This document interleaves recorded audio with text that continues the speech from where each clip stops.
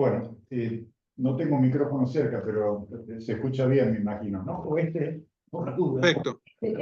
Ahí está. Perfecto. Bueno, este es un trabajo empírico que es motivado fundamentalmente por el problema que yo diría lleva varios años en Argentina, que son la remuneración de pasivos por parte del Banco Central. Si bien hoy ha tomado mucho, digamos, interés mediático el tema, tiene su historia, que lo voy a referir brevemente, porque si bien no está en el trabajo, es interesante conocerla, que en los años 70, a final de los años 70, el gobierno argentino empieza a tratar de subir los encajes de los bancos para tratar de esterilizar mediante la suba de encajes la emisión monetaria que iba a financiar el déficit del tesoro. Estos encajes altos limitaban la capacidad prestable de los bancos y al mismo tiempo impedían que los bancos pagaran una buena tasa de interés, porque como no podían prestar mucho, lo poco que prestaban no alcanzaba para pagar una tasa de interés razonable. Razonable quiere decir por lo menos cero o ligeramente positiva. Entonces, esto generaba cierta desmonetización o cierta tendencia a, desde el punto de vista de los ahorristas, a no interesarse mucho por los plazos fijos y las cajas de ahorro y buscaban el dólar, ¿cierto? Trataban de cubrirse comprando dólares. Entonces, en el año 77 se crea la cuenta de regulación monetaria, que es parte de lo que vendría a ser la génesis de lo que tenemos un poquito, o hemos tenido hasta hace poco, donde se trataba de paliar este problema de la siguiente manera. Se le obligaba a los bancos, se le cobraba a los bancos por la capacidad prestable que tenían sobre las cuentas a la vista, porque las cuentas a la vista tenían pocos encajes, y se le remuneraba los encajes por los depósitos a plazo de los bancos. Entonces, en la medida de que lo que el Banco Central pagaba era más que lo que recibía por la cuenta de regulación monetaria por cobrarle sobre los depósitos a la vista, se crea un concepto que es el cuasi fiscal. O sea, el cuasi fiscal aparece mencionado fundamentalmente con el tema de la cuenta de regulación monetaria.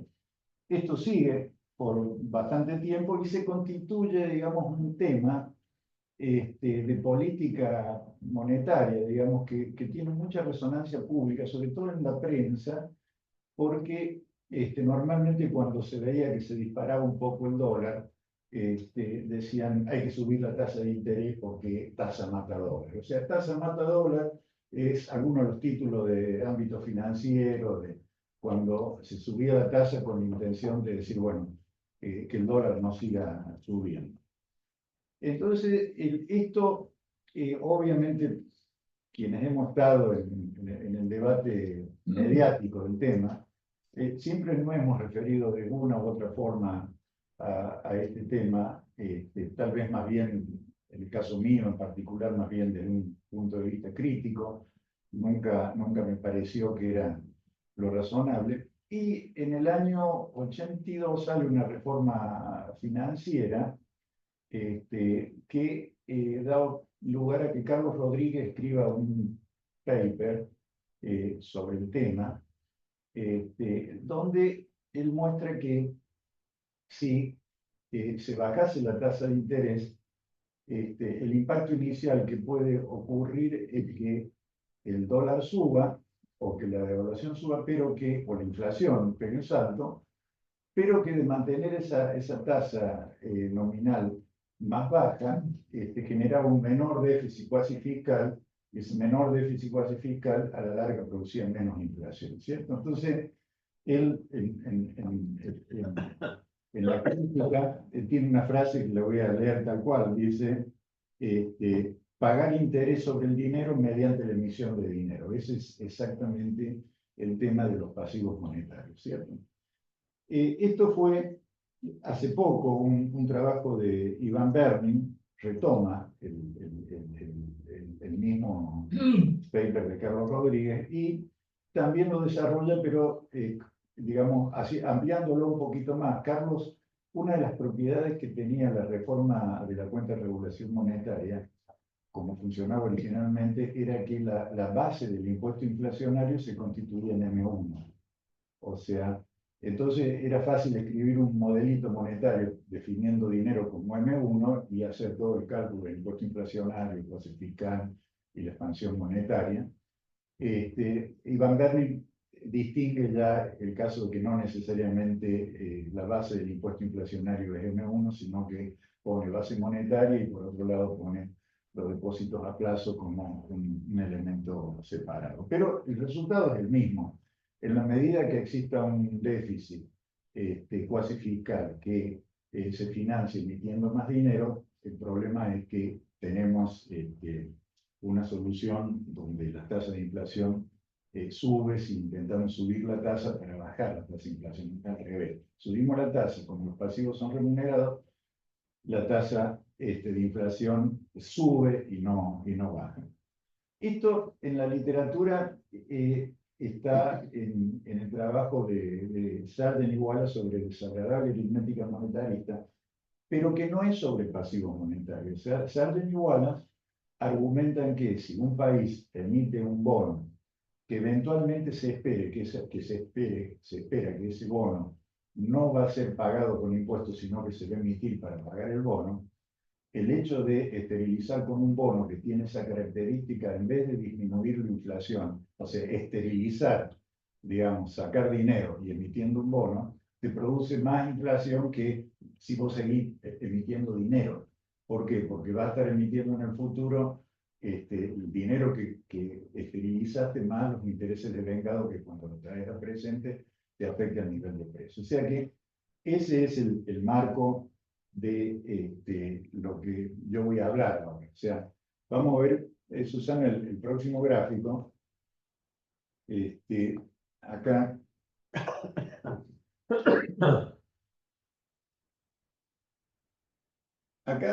Acá tenemos ya entrando, digamos, en los últimos tiempos, porque para los datos históricos, la remuneración de pasivos se elimina en la década del 90 y se reinstala en el 2001.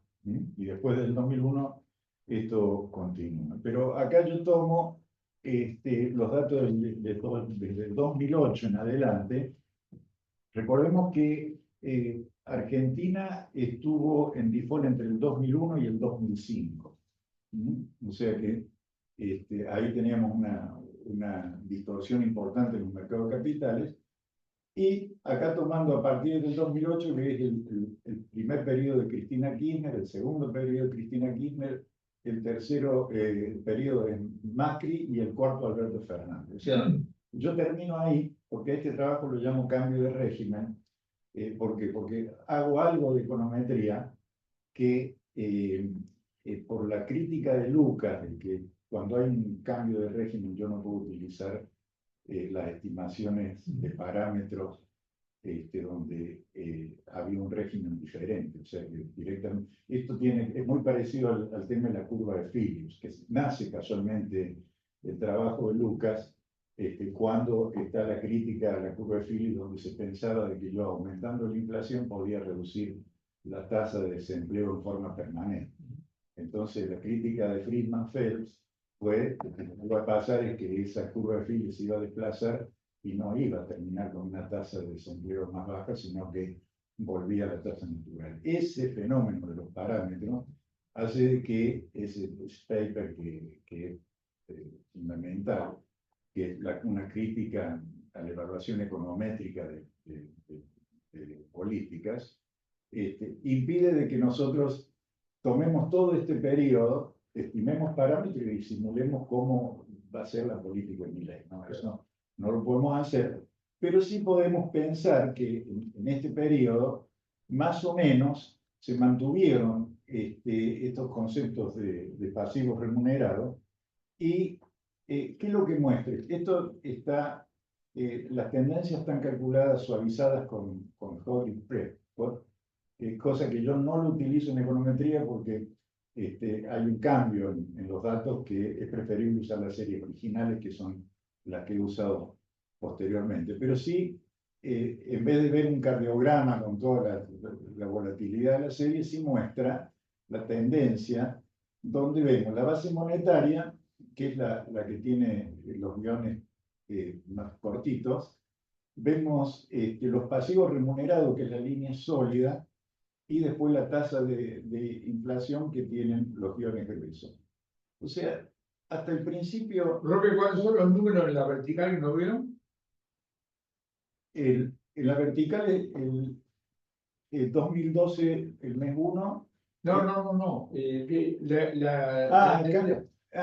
Lo que tenemos son las tasas de crecimiento. 0 es 0% mensual Sí. y 10% mensual. 10, 20, 0, 5, 10. No, 0, 5, 10. 0, 5, 10. Ok. Y todos los datos que yo estoy utilizando son mensuales. Okay. O sea que estas son tasas mensuales. Por ejemplo, fijémonos allá al final. Entonces, allá al final, por ejemplo, tenemos la base monetaria creciendo al 5% mensual, promedio como tendencia. Tenemos los pasivos remunerados creciendo como al 7, 8%, y la inflación arriba de los dos, digamos, el 9%. Tal.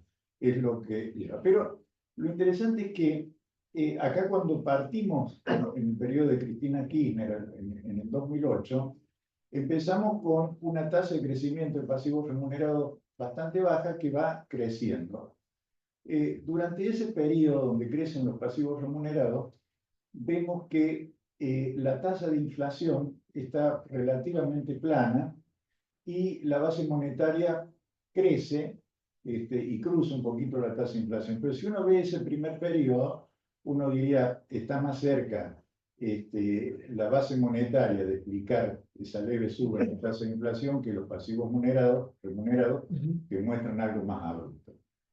En el periodo de Cristina también se manifiesta esto. Vemos que los pasivos remunerados crecen bastante y sin embargo la inflación está ahí cerca, la tasa de crecimiento de inflación de los precios está cerca de la tasa de crecimiento mensual de la base monetaria.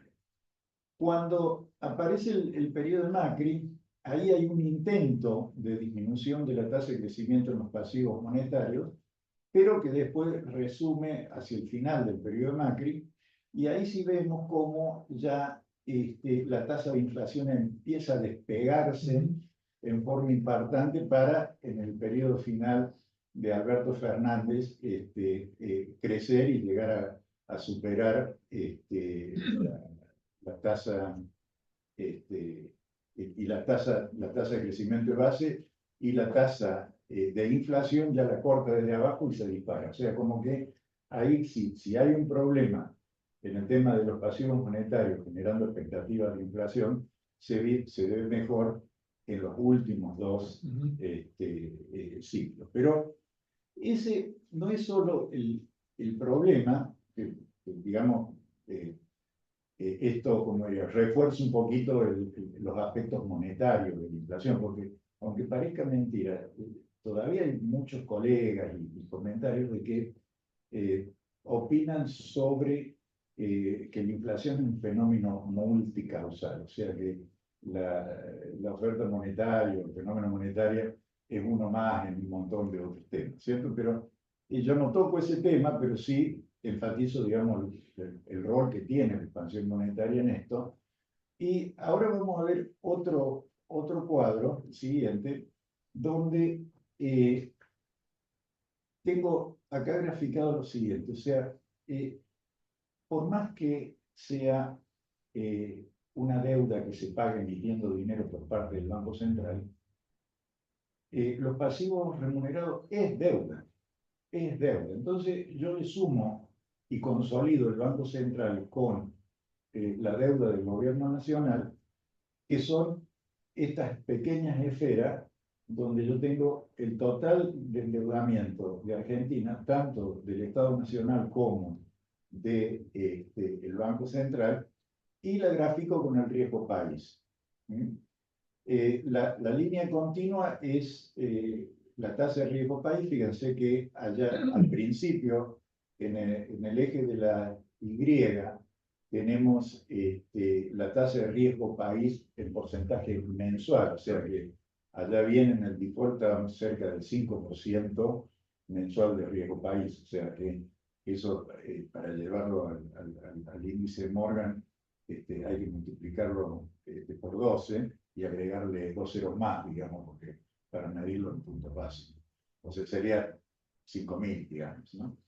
Para lo que es el índice. Vemos también ahí que inmediatamente de una vez resuelto el tema del default, digamos, cuando se acuerda con los acreedores, obviamente hay una caída importante en la deuda, y todos estos datos están en los apéndices al trabajo, ¿vio? O sea que muchas veces cuando uno trabaja con esto es importante dar los datos porque depende de la fuente de datos, puede haber resultados diferentes. Pero en este caso no es tanto, pero si nosotros vemos al principio, esta consolidación de deuda es 118% del PBI. Allá en el eje de la derecha está el porcentaje de deuda a PBI, la esfera esa que está allá bien a la izquierda arriba es casi un 120%. Y en ese momento los pasivos remunerados eran 2,6% del PBI, o sea que eran bajos con respecto a cómo fueron subiendo. Ahora, a junio del 2011, o sea que, fíjense ahí en el mínimo de donde están las esferas más cerca, observen que las esferas se miden con el eje de la derecha, ahí estábamos con una deuda incluida, era del 38,9% del PBI y los pasivos remunerados 4,2%. O sea, estábamos ligeramente por arriba del 40%, estas esferas que están acá entre el 2010 y el 2015. Bueno, ¿qué es lo que verdaderamente intento yo hacer acá? En primer lugar, tomo toda la serie para ver qué tipo de vinculación tengo entre este endeudamiento o el crecimiento del endeudamiento y el riesgo país, bajo la conjetura que normalmente a mayor endeudamiento, mayor va a ser la tasa que nos va a cobrar el acreedor para prestarnos plata. Lo que encuentro es que cuando uno hace el análisis así, en el periodo completo, no encuentra una relación estable, digamos, econométricamente. Entonces dividí los periodos para aquellos momentos donde yo veo que la deuda está bajando en relación al PBI con aquel intervalo donde la deuda crece en relación al PBI.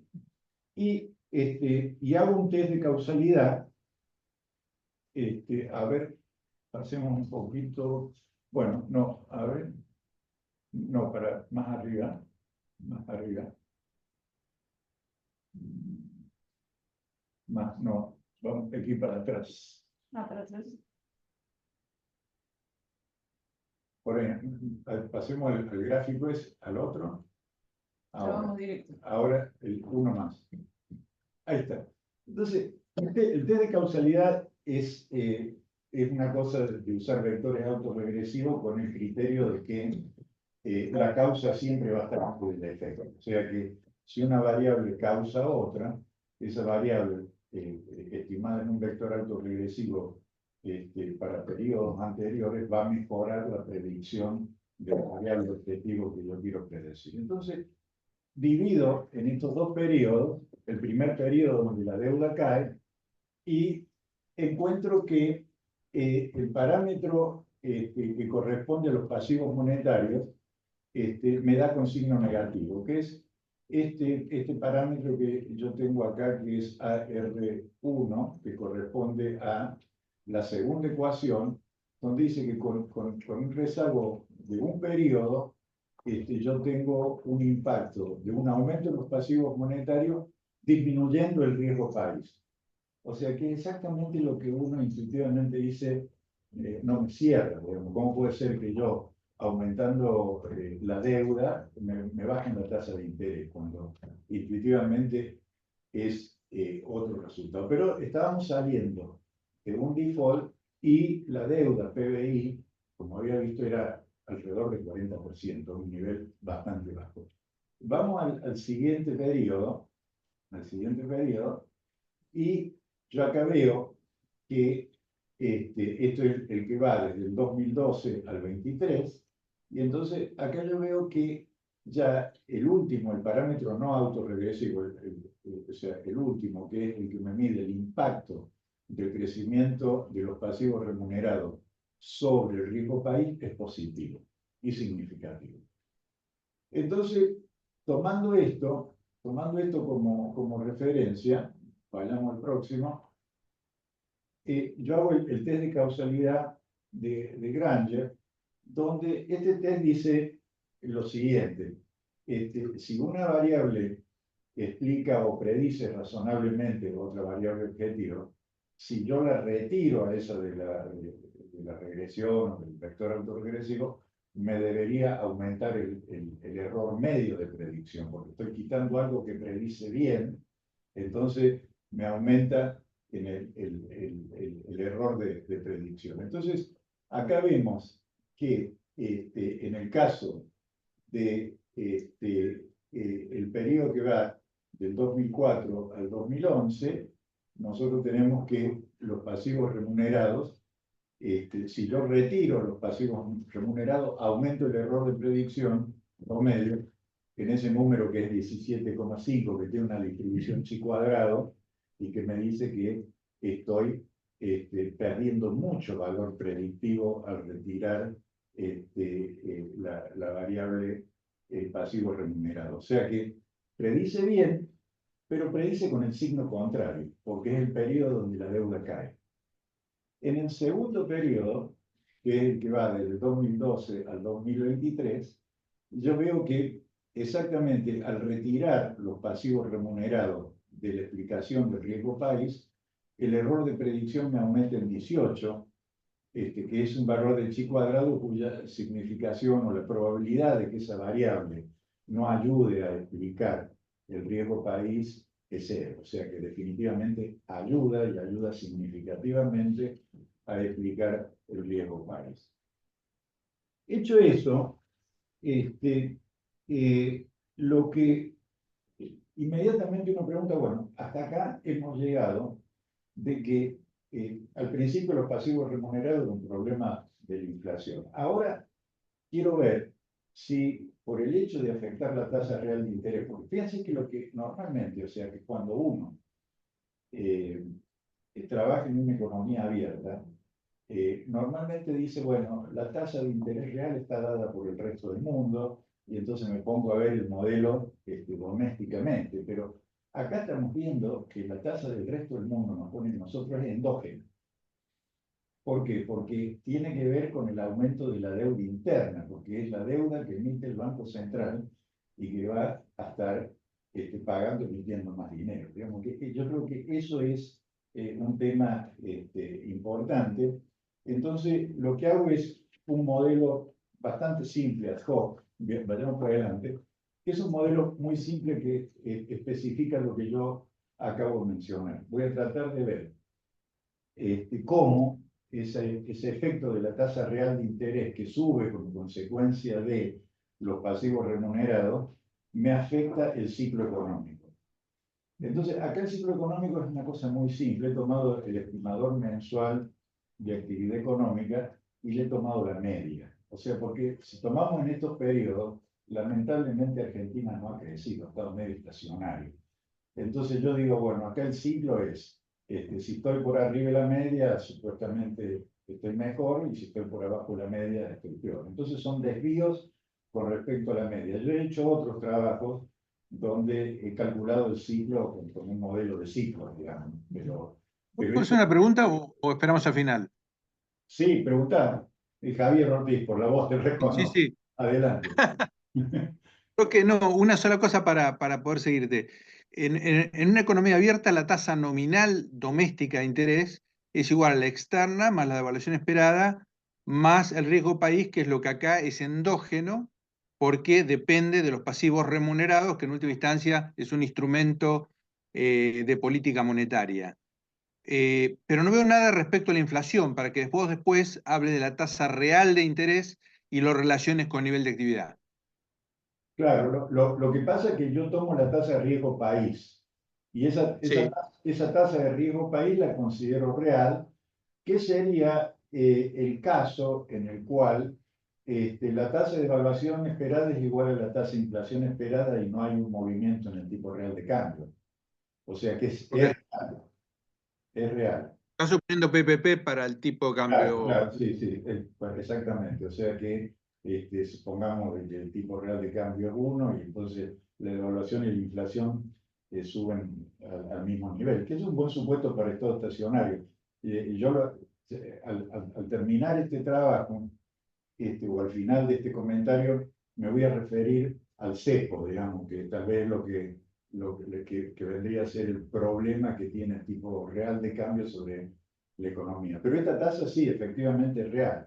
Es la tasa de riesgo país, ¿cierto? O sea, que sería la diferencia entre el rendimiento que uno tiene por la cotización de un bono y un bono del Tesoro americano, que mide exactamente, el riesgo país mide la probabilidad de default de Argentina, no si la inflación es alta o baja. ¿Puedo hacer un comentario? ¿Sí? Sí. Roque, una cosa que te quería preguntar. Vos el riesgo acá lo estás tomando solamente el riesgo de Argentina, ¿no? Es el riesgo de Argentina. Porque, bueno, yo esto en otro trabajo lo había estado viendo, que en realidad vos en el riesgo de Argentina tenés el riesgo idiosincrático, que es el más dominante, pero también tenés el riesgo, por ejemplo, de toda Latinoamérica en determinados contextos, por ejemplo, bueno, de crisis más globales o de Latinoamérica. Entonces, a mí lo que me dio muy buen resultado, y eso a lo mejor te puede simplificar las cosas, es hacerlo neto del riesgo, digamos, por ejemplo, latinoamericano. Entonces te quedas con el riesgo país que es exclusivamente de Argentina. No sé si eso No, lo habías... gracias, Ida, es un buen punto. Mandame el trabajo, es buen punto, yo no lo tomo en cuenta, pero lo que están Dale. mencionando sí es relevante. Fíjate que acá, obvio, este es el riesgo país de Argentina y obviamente puede tener externalidades del riesgo de países emergentes sobre el riesgo de Argentina, pero en la ecuación 2, yo tengo sobre ese riesgo, llamémosle que en el agregado tiene otros componentes que no son argentinos, el MUSUP2 me mide pasivos monetarios contra ese riesgo país, y esos pasivos monetarios son estrictamente argentinos.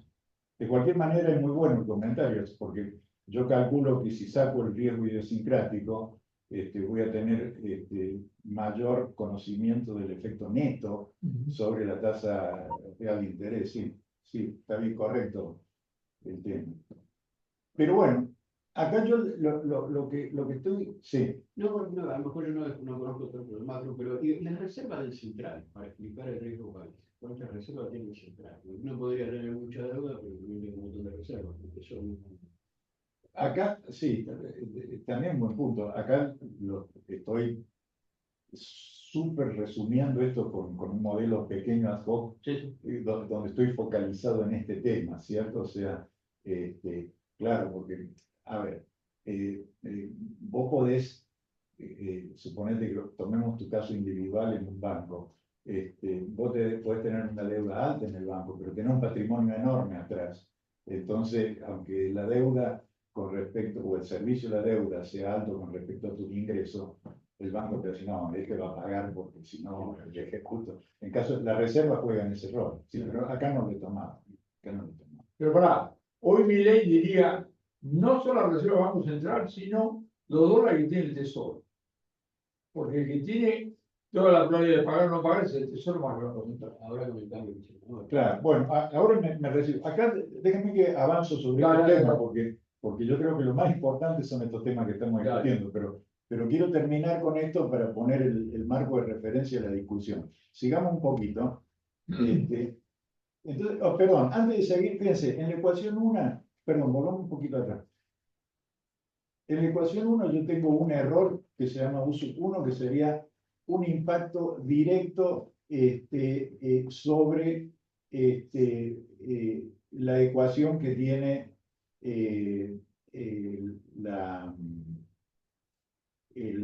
digamos, el riesgo país.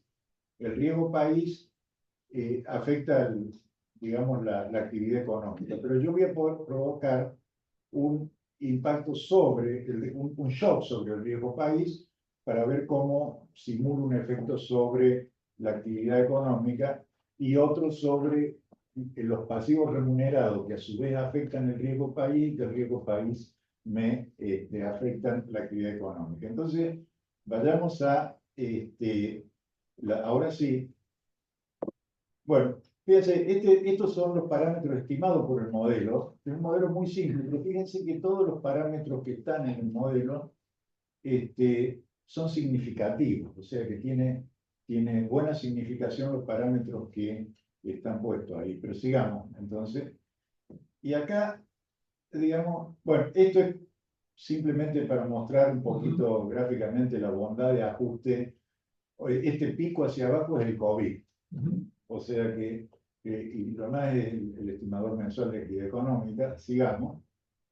Bueno, acá tenemos el caso donde yo tengo los shocks acá en estos modelos que son de, eh, eh, de estado de espacio, ¿no? Que en realidad esto es, en los softwares se llaman DSGE, Dynamic Stochastic General Equilibrium, o sea que es ese modelito, pero se lo puede complejicar mucho más, porque esto no es General Equilibrium, es una cosita muy chica. Acá yo voy a simular un shock negativo sobre el riesgo país, y acá ven cómo un shock negativo me hace caer el riesgo país, que es esto que vemos que está el 0 arriba y abajo como hay un -2. Eso me provoca, por el efecto del riesgo país sobre el ciclo económico, un aumento de la actividad económica sobre la media.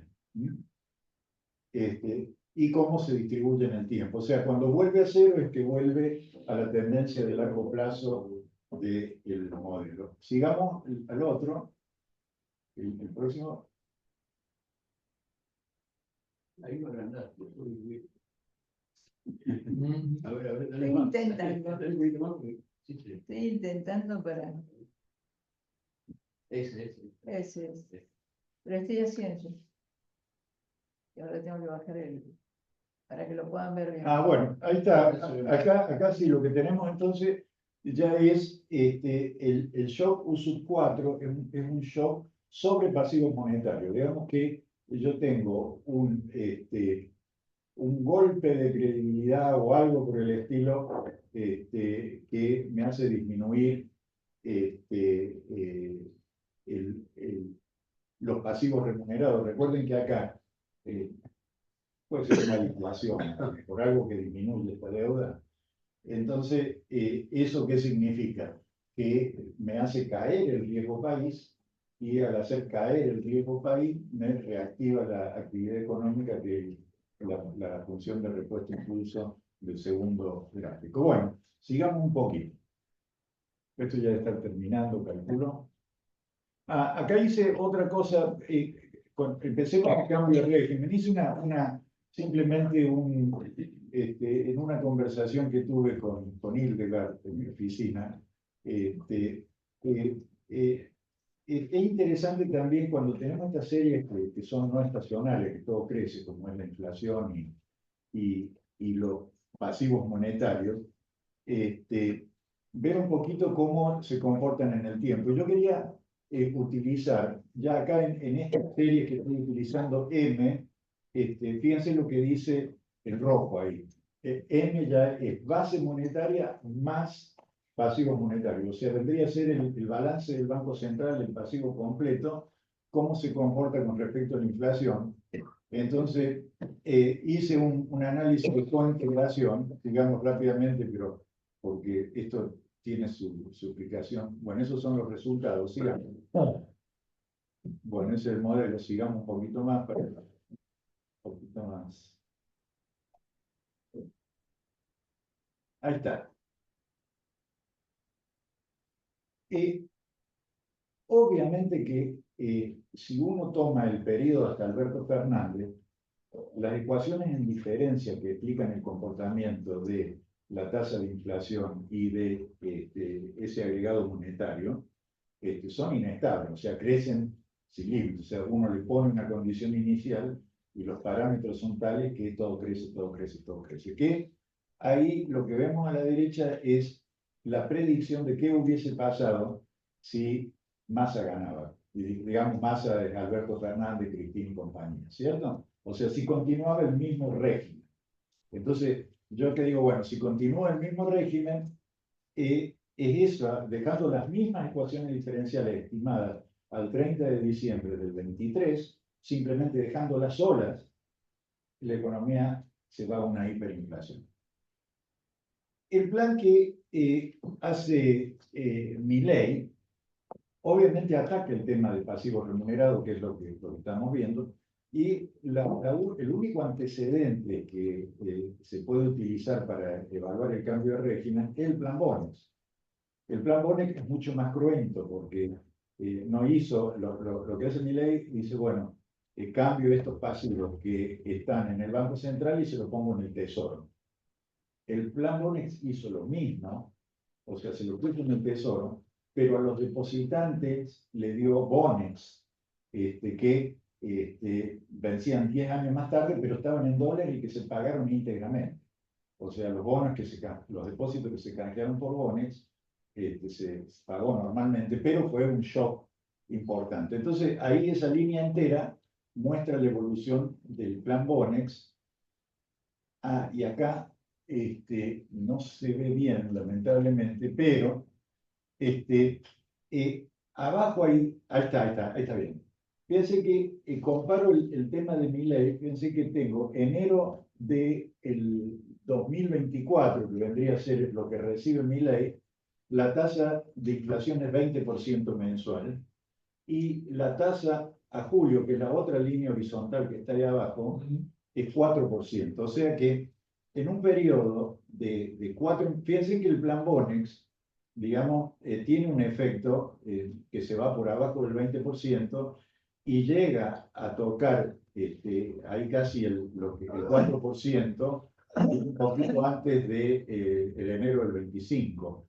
Pero después sube, porque casualmente ahí había un montón de libramientos de impago que se mete dinero para normalizar todo la deuda que tenía el Tesoro, hasta que viene la convertibilidad en abril del 91, y fíjense que ahí sí, ya la tasa de inflación baja por abajo del 4% y se hace casi asintótica cero, que hasta el final de la convertibilidad, que incluso llega siendo negativa, el último año de la convertibilidad. Pero eso es simplemente como para ilustrar el tema del cambio de régimen. Yo vuelvo a la coyuntura, porque las preguntas que hoy día se hace, y en todo caso esto para abrir un poco el diálogo con ustedes, es que las observaciones que tenemos es lo siguiente. Bueno, está bien, se sacaron los pasivos monetarios, pero se pasaron al tesoro. O sea, Sargent diría, atendeme, yo cuando escribí Desagradable aritmética monetarista, lo escribí con respecto a un bono público, no a la deuda del Banco Central. O sea que esa deuda que está ahí es menos peligrosa que la que estaba en el Banco Central. Yo diría que es un poco menos, pero no deja de ser peligrosa, porque en el Banco Central nunca va a cometer default. El Banco Central directamente emite dinero y paga todo lo que debe. El Tesoro, supuestamente con un Banco Central independiente, no podría hacerlo. Si el Tesoro no puede pagar su deuda, tiene que reprogramarla, tiene que llamar, hacer un concurso de acreedores y reestructurar la deuda a largo plazo. O sea que es una dificultad con la cual uno diría, bueno, probablemente la expansión monetaria, que significa los pasivos monetarios remunerados,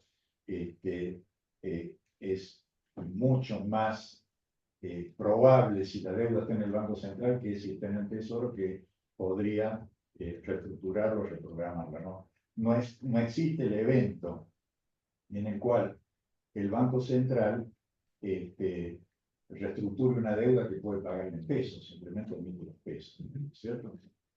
¿Esto qué significa? Que la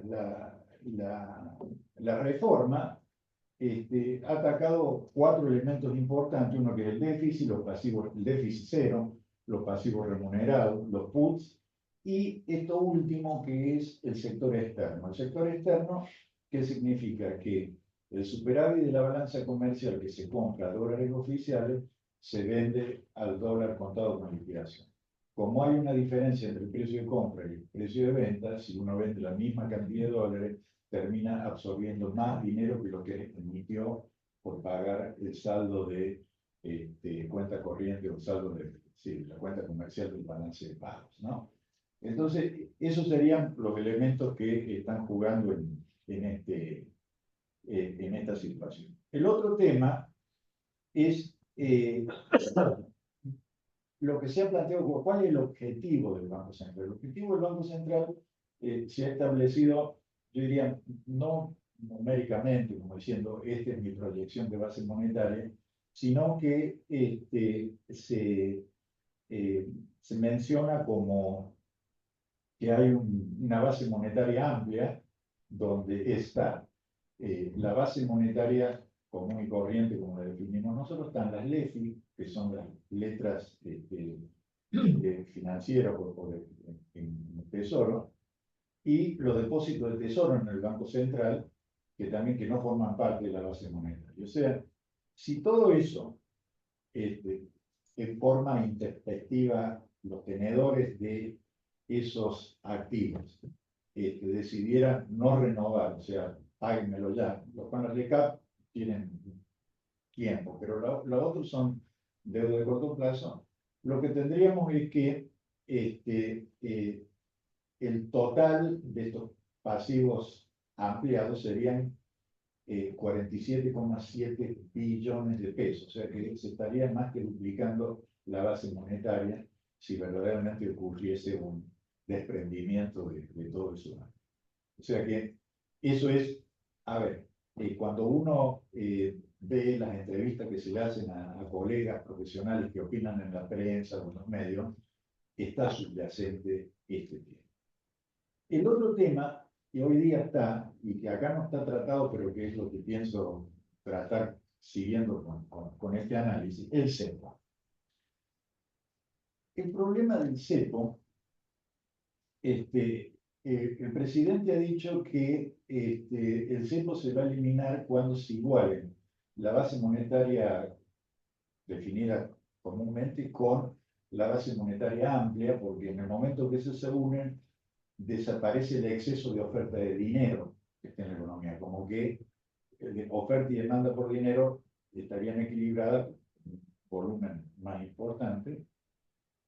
Y el ministro de Economía ha hecho un anuncio también, todas estas cosas están en los diarios estos días, que el dólar exportador se va a mantener hasta diciembre del año 25, o sea que tenemos este año más todo este año de cepo. Si se mantiene el dólar exportador, significa que va a ser el dólar que fije el Banco Central.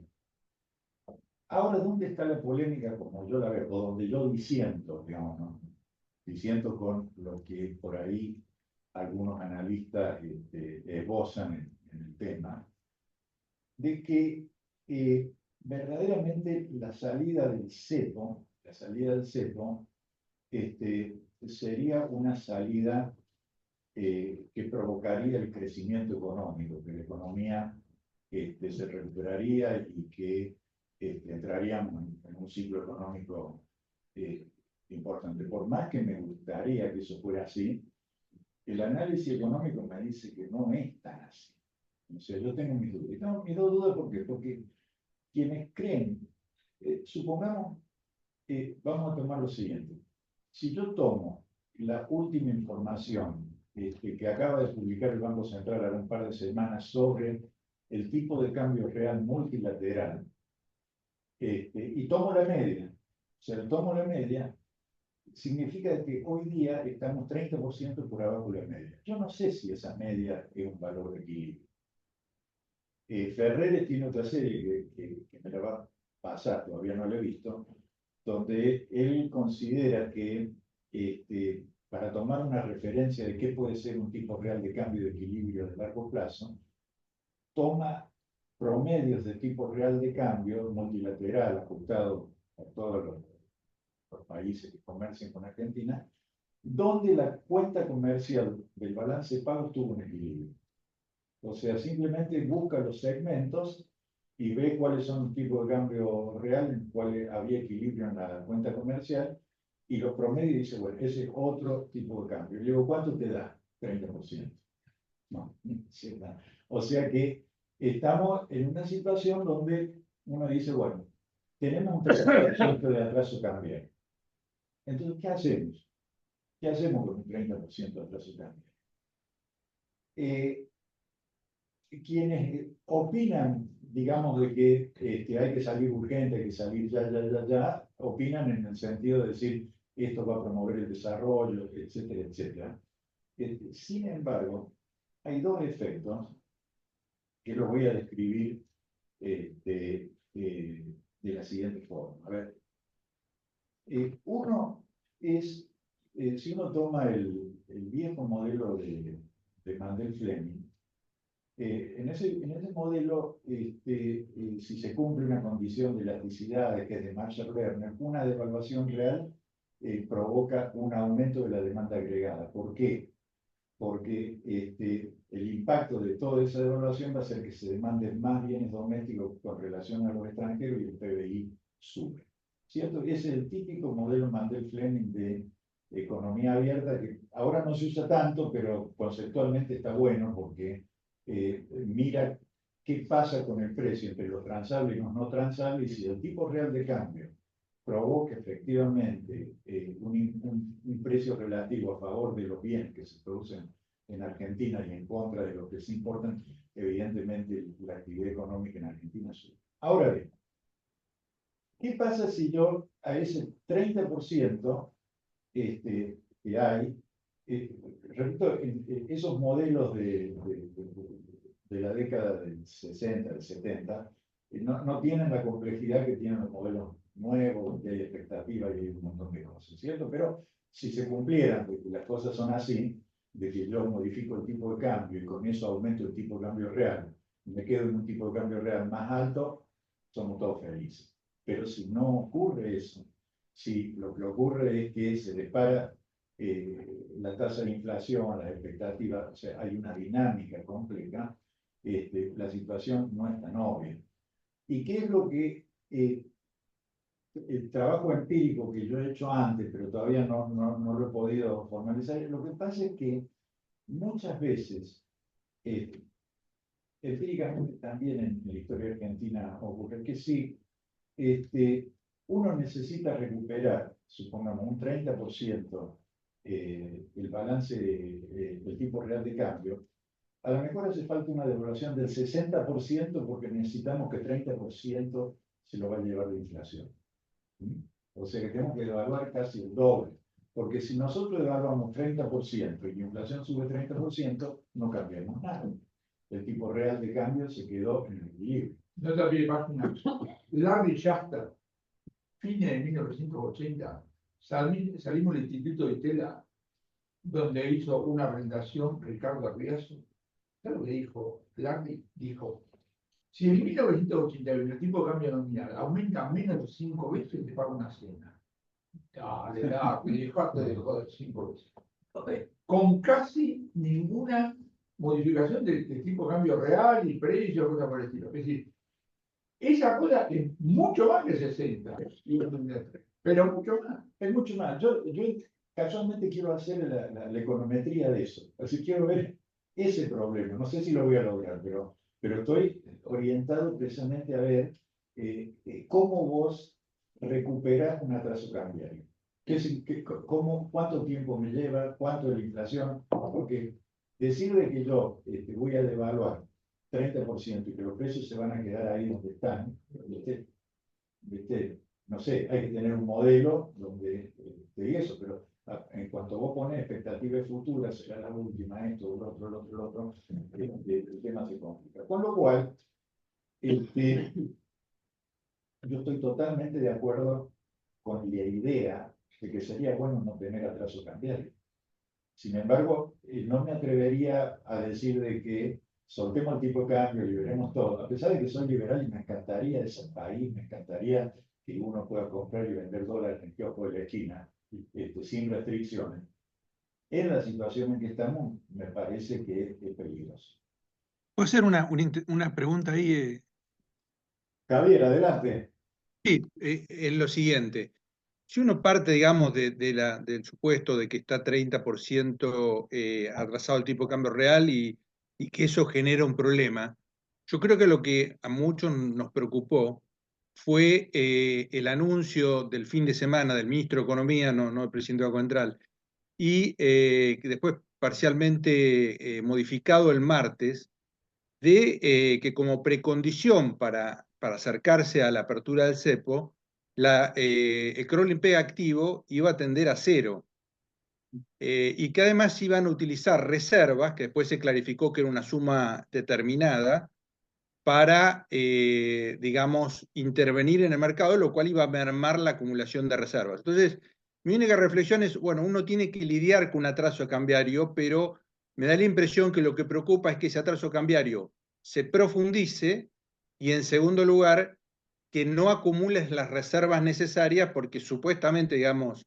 es más fácil salir eventualmente del cepo cuando llegue el momento, si no tenés el tipo de cambio demasiado atrasado, si no tenés la tasa de interés demasiado desalineada y si tenés algo de reservas. Mira, yo casualmente tengo los últimos, los recortes de diarios de lo que vos estás mencionando, que lo he estado siguiendo. Y acá hay otro muy interesante, ¿no? Este dice, La Nación de ayer, o no, sí, del 18, hoy qué día, bueno, del 21, del 18. Dice, acá está Milei en la foto con La número 2 del Fondo Monetario. el número 2 del fondo, y el fondo dice que esta vez es diferente. Con Argentina no le presta si antes no devalúa. ¿Ah? O sea, ese es el tema de la discusión. ¿Yo puedo decir algo? Sí. Antes metieron la técnica. Tenemos un grave problema. Las pelotudeces que dicen los funcionarios nacionales e internacionales. Sí. ¿Yo qué le diría? Callate. ¿Qué crawling peg? Callate. Yo diría eso. Sí, yo lo que veo, lo que yo veo es que las cosas, voy a dar un ejemplo de lo que yo pensaría que hubiese sido algo ideal. Tomemos el final de la convertibilidad. En el final de la convertibilidad, el Fondo Monetario decía que el atraso cambiario era 7%, y el Banco Mundial decía que era 15%. Ahora, en el último año de la convertibilidad, Argentina tenía una deflación del 2% y Estados Unidos tenía una inflación del 4%. O sea que si nosotros nos manteníamos en esa situación, en 2 años recuperábamos el atraso cambiario, teniendo en cuenta de que en el año 99, Argentina, después del lío de Brasil en el fin del 98, Argentina ya estaba creciendo de nuevo. O sea que con una deflación del 2% y una inflación americana que hoy es 2,6%, ya tenemos una recuperación de atraso cambiario de 4,6%.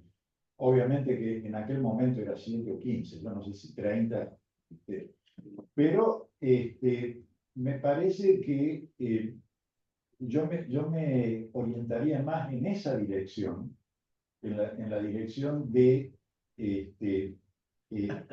mantener, si se quiere, el crawling peg, el 2% mensual, mantenerlo, y tratar de ir a una inflación cero. Eso me llevaría un año, el 2% acumulado me daría 27 anual, o sea, en un año se podría recuperar el atraso cambiario. Ahora, yo lo que veo es que todo el mundo habla, digamos, Y algunas cosas son preocupantes y otras como muy wishful thinking, o sea, como que esto se va a arreglar, digamos, ¿cierto? ¿Puedo agregar un par de cositas sobre esto? Primero, este gobierno, esto no es perdón, esto no es la tablita Martínez Dios, esto no es la cometida del ministro. Podrían empezar a evaluar 4% por mes, no tienen que cambiar nada. Dato importante. Yo estaría muy preocupado hoy si el Banco Central estuviera vendiendo dólares oficiales a octubre o a diciembre. No está haciendo nada de eso. Están hablando al pedo, que es otra cosa. Primera cosa que digo. Segunda cosa. Estamos hablando de un problema real. Yo no sé si es el tasa cambiario o no, cosa por el estilo. Que es el aumento en dólares de cualquier actividad productiva, cosa por el estilo. ¿Qué es la contrapartida? De que los uruguayos no vienen más, ¿viste?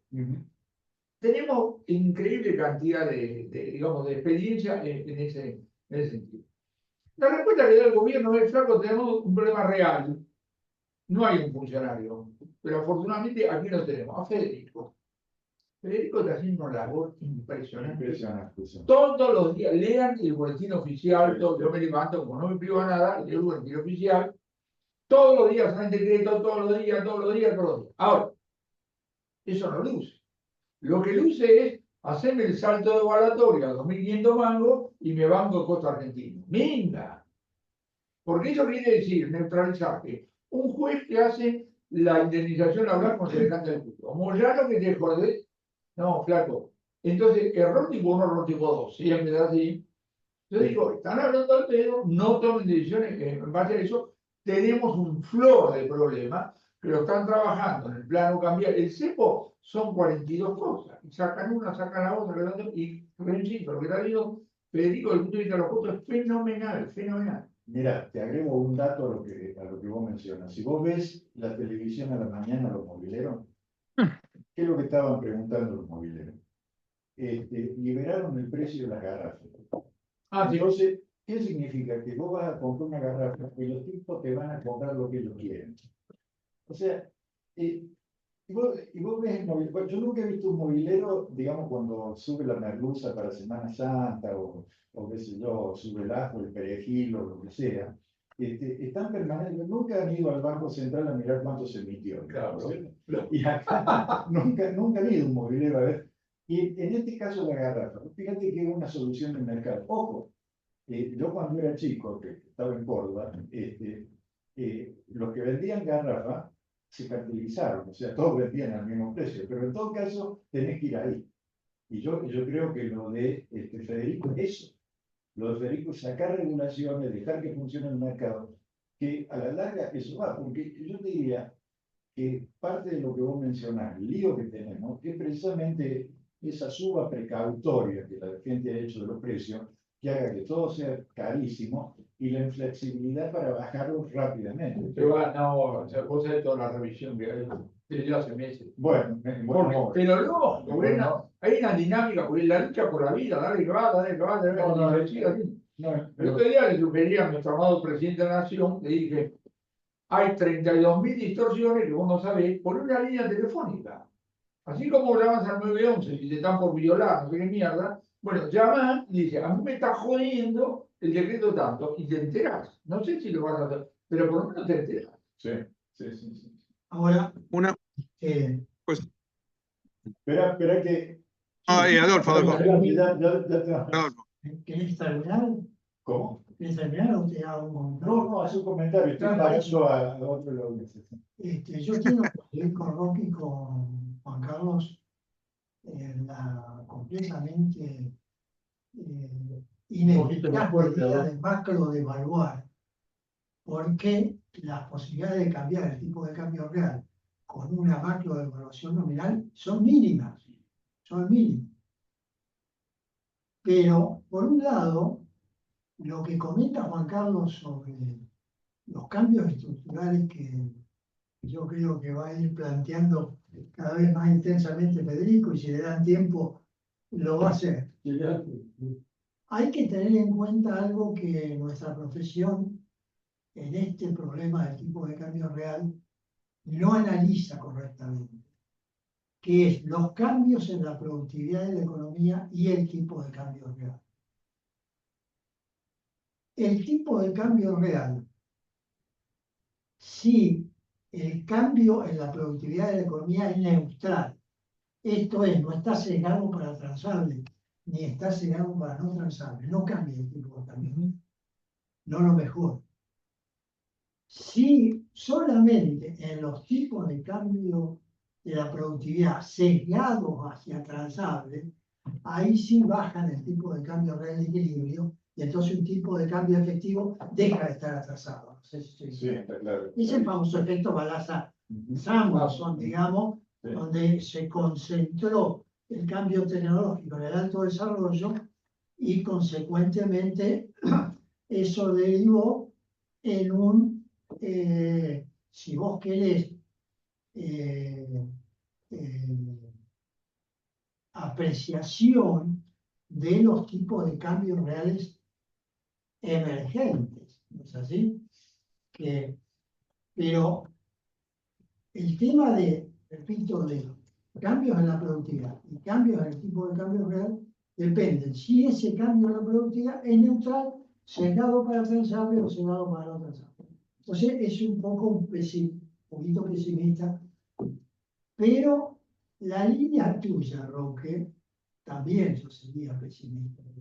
Llevaría un tiempo impresionante pensar en una tasa de inflación interna menor a la tasa de inflación internacional y desde ese punto de vista ir corrigiendo sin ninguna macroevaluación el tipo de cambio real. Yo iría más en la línea, digamos, en Europa, todos los países europeos que están en el euro no pueden devaluar, pero tienen, algunos de ellos van teniendo cíclica o coyunturalmente problemas de competitividad.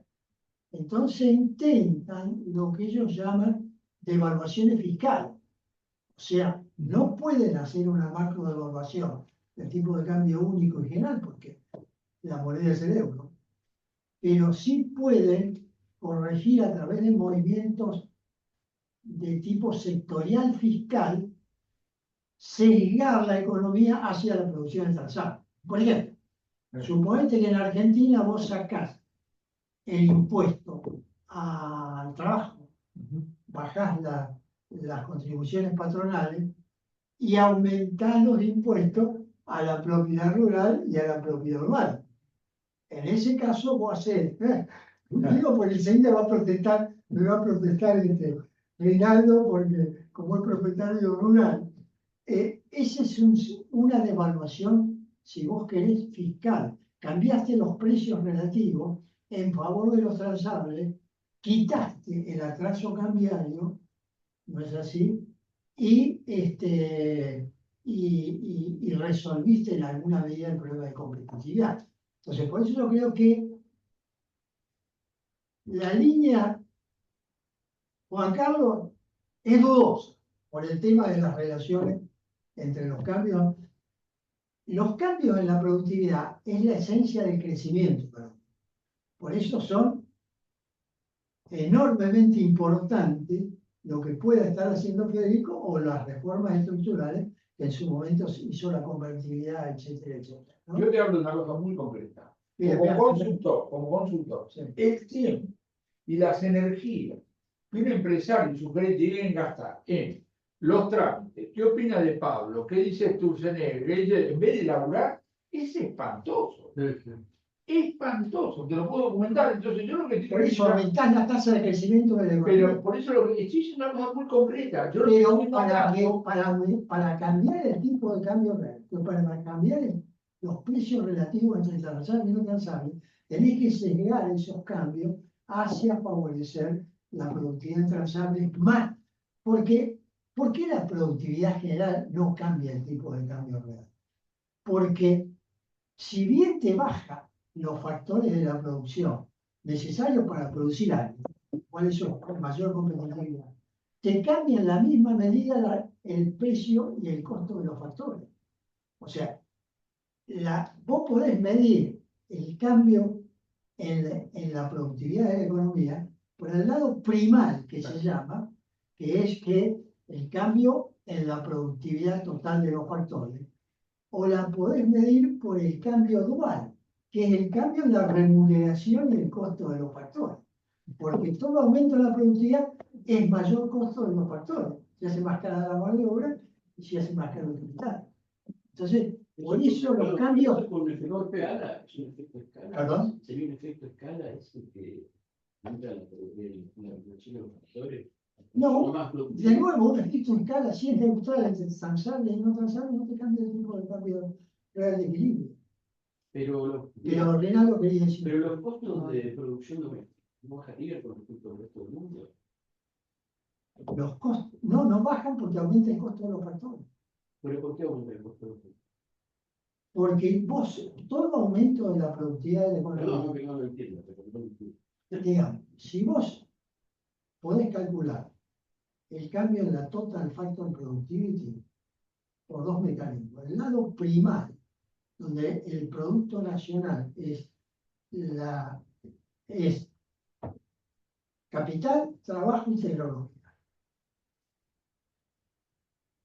O la podés calcular como el cambio en la remuneración de los factores. Entonces, si el producto es igual a la cantidad de capital, la cantidad de trabajo y el precio que cuesta el trabajo y el capital, las dos medidas son exactamente iguales. Entonces, cada vez que vos aumentás la competitividad, neutralmente, el aumento del costo de los factores en dólares es exactamente igual al aumento de la productividad de los factores en dólares. Y entonces, si no, digamos, los países que tendrían gran cambio tecnológico tendrían un tipo de cambio real cero. No es así.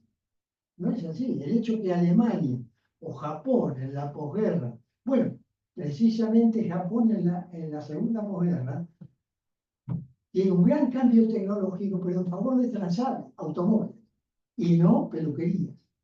Entonces el yen bajó de 300 yenes por dólar a 100.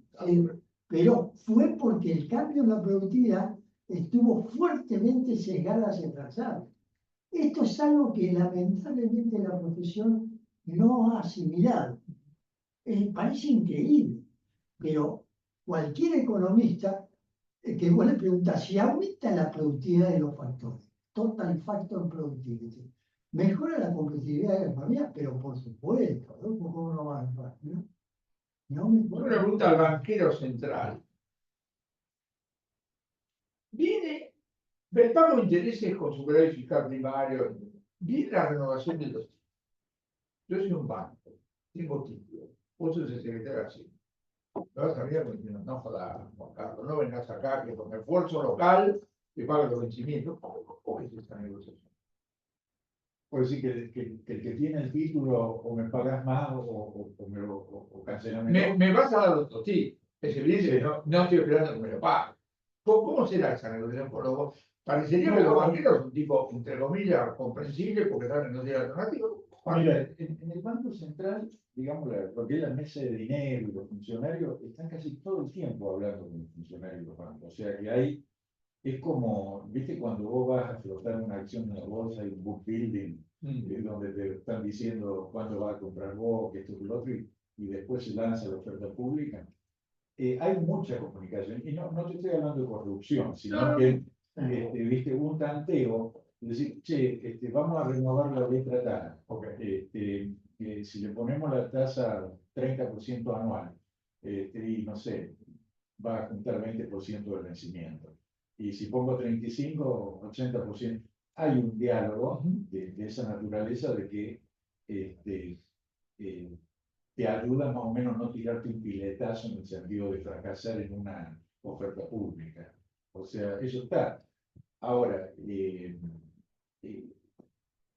si esa es la política correcta, no sé, a mí me gusta más la licitación abierta, transparente, ¿me entendés? O sea, no ese tanteo en el mercado que se hace. Yo digo, yo supongo que los tenedores de títulos no están esperando que le paguemos el esfuerzo local, el vencimiento. Cuando me dicen, hay vencimiento por 42.000 millones. No, yo no estoy esperando que no, como no, bajamos el salario real, No, pero ese tenedor del título está mirando que si le van a pagar 30 y tiene una alternativa de 31 en otro lado, te lo tira por la cabeza, ¿cierto? O sea, Pero se lo tira quiere decir me da dejar el default. ¿Qué es lo que hace? no, Está- están pagando pesos, porque digamos, lo que pasa es que este, eh, el hecho, digamos, el tesoro tiene peso, o sea que el tesoro puede sacar peso y pagar. Y estos puntos y todas estas cosas desaparecieron, creo que quedaron 3 billones, ¿no? Lo más desapareció. Pero lo que vos decís es cierto, si el individuo te aprieta mucho y me decís, paga, paga, paga, en algún momento pasa lo mismo que en el sector privado. Mira, no me apretes tanto porque llamo a una convocatoria, perdón. O sea, más bien renovámelo en estas condiciones, que si no, convoco y vamos a ver cuánto la quitaría.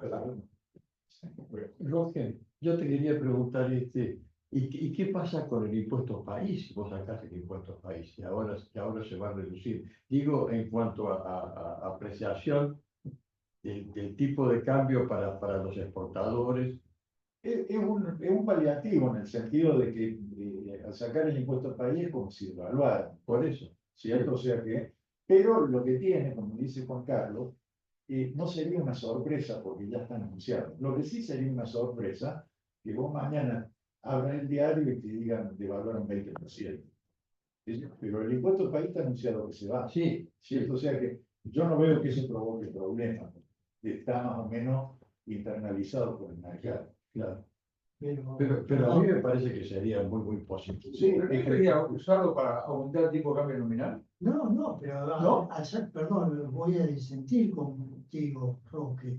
Si vos sacás el impuesto país, bajás el precio relativo de los transables, porque los transables claro. es la producción de importaciones sustitutas de las importaciones externas.